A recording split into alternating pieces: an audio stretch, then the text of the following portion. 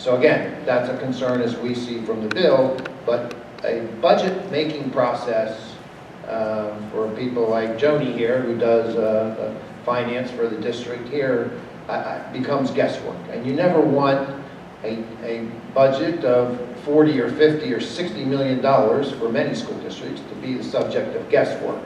And that's what we think happens as a result of property tax elimination. Got it. This next question is Canon-McMillan specific, and I can answer a little piece of it, but I'd like you to provide more as well. When will Canon-McMillan school district's long-term debt be completely retired?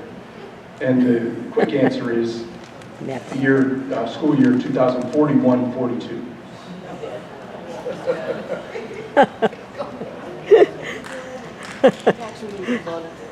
If this bill passes, when will this bill go into effect and change income tax to 4.95%, change state sales tax to 7%, and add new taxable items?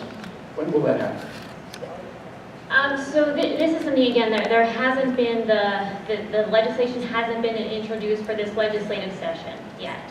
And so, you know, the co-sponsorship memo, which is a sort of letter that goes out to other senators, sort of asking them to sign on, it went out earlier this legislative session, indicated that this could potentially go into effect for July 1st. That's not likely to happen just because the state would need to, you know, wouldn't have any revenue sort of captured at that point to start the replacement. So we sort of would anticipate that when this legislation would be introduced, it would likely be that property taxes would sort of continue. We have about January 1st and when the shift would happen, so that the personal income tax would increase then, sales tax would increase then, so there'd be a period of 6 months to sort of run up to sort of generate that revenue. You'd still be paying school property taxes in sort of the full amount for that year. And then the shift would start to happen in the following July. That again, that is our assumption.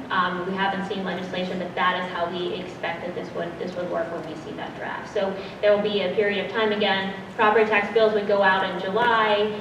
In January, the personal income tax and sales tax would go up, and then the shift would start to happen in the following July that year, where you would see property tax sort of shifted away from, with the exception of that would have to remain to cover the current debt that was out there. So how does this bill affect senior citizens receiving Social Security? So Social Security is not taxed by Pennsylvania, nor would it change. So the current personal income tax exemptions and exclusions will remain in effect. How many states base their school funding on local school boards imposing a property tax? Everyone has a degree of property taxes that generate resources for school districts in that state. There's a lot of different plans. States differ, process differs, but everybody has a component of local property taxes. Michigan tried this approach and reversed it, so they now have property taxes back from their attempt to eliminate them. So all other 49 states have some degree of property taxes levied by school boards for the purpose of funding their schools.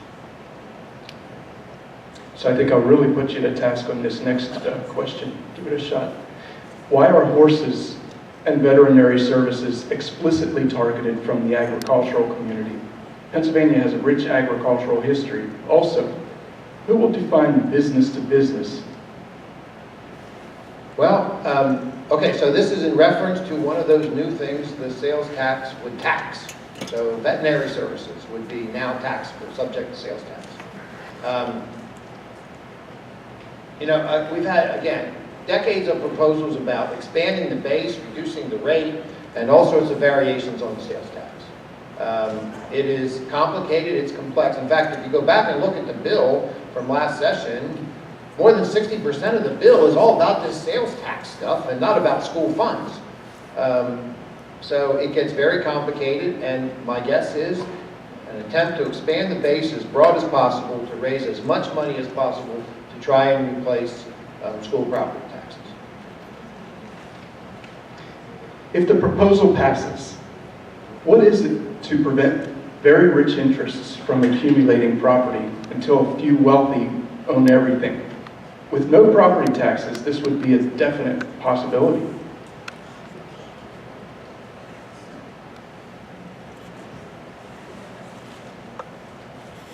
Okay, my crystal ball is out on that one. I don't know what to say, but clearly you would change the dynamic of decision-making when it comes to real estate. Clearly, not having real estate taxes would have some boom, particularly to large business who, as we've tried to identify, would get a significant benefit from the shift to individuals. The Independent Fiscal Office has stated that it would take $14 billion in alternative revenue sources to fill the void of eliminating property taxes in fiscal year 2016-17. Specifically, what alternative sources of revenue would you tap and to what level or extent? Okay, again, personal income tax from 3.07 to 4.95, and the state sales tax from 6% to 7% plus an expansion of the base. Those are the replacement taxes for the local property tax to schools. Doesn't the proposed legislation effectively eliminate the local school board's ability to pay for mandated expenses, unexpected response to the needs of its students and residents? We would believe that's the case. We think there's two important components. One is this issue about the timing that Hannah talked about, because there's no pot of money in Harrisburg right now to replace $14 billion. It would have to be levied and raised in order to send to school districts across the state. You obviously have heard about the budget situation in Harrisburg. There's not a pot of gold sitting there to replace it. So it would have to go into effect up front in order to generate the dollars to give to school districts, because as you, I'm sure, are aware, the district sends out tax bills in July and August and starts to collect revenue. But if you're going to take that process away from districts to raise that money locally, and it comes from the state has to have the money in order to give to school districts at the beginning of the fiscal year, like property taxes are now collected. So for some period of time, you will be paying school taxes, including the debt and the new taxes, in order to generate some dollars up front. So that's number one. Number two, the long-range problem is if the state sales tax declines or the personal income tax declines or both, all of the obligations of the school district don't go away. You still have buildings, you still have teachers, and most importantly, you still have students. So there's no way to call a timeout and say, hey, we're waiting for our money from Harrisburg in order to do that. And I'm not quite sure what you do in that situation, other than hopefully rely on your reserves, if you have them, to carry the day till the money does come in. And it puts school districts in a very precarious position, because if it doesn't come in the beginning of the fiscal year, there'll be shortfalls. And again, you just don't close down buildings and say we're taking a timeout from the educational process. It just doesn't work that way. Doesn't the proposed elimination of property taxes significantly shift the burden away from businesses and other commercial industrial properties to individual taxpayers?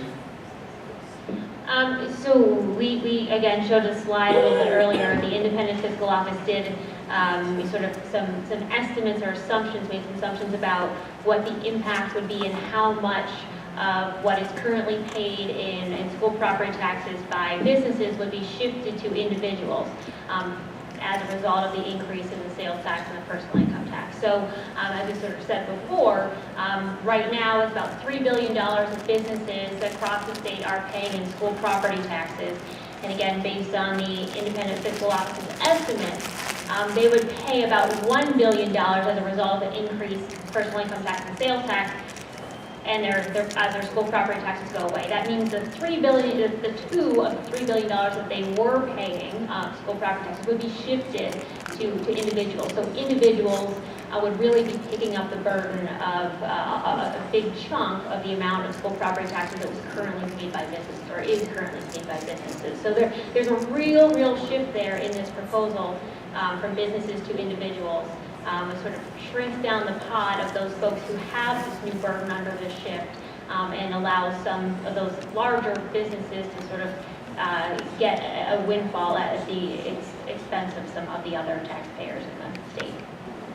You know, as evidenced by these questions that were presented, provided, and the responses, we certainly have some knowledgeable people in the community, just by the quality of the questions that were asked. And that was the extent of the questions we have for this evening. Again, I encourage you to encourage others, and you yourself.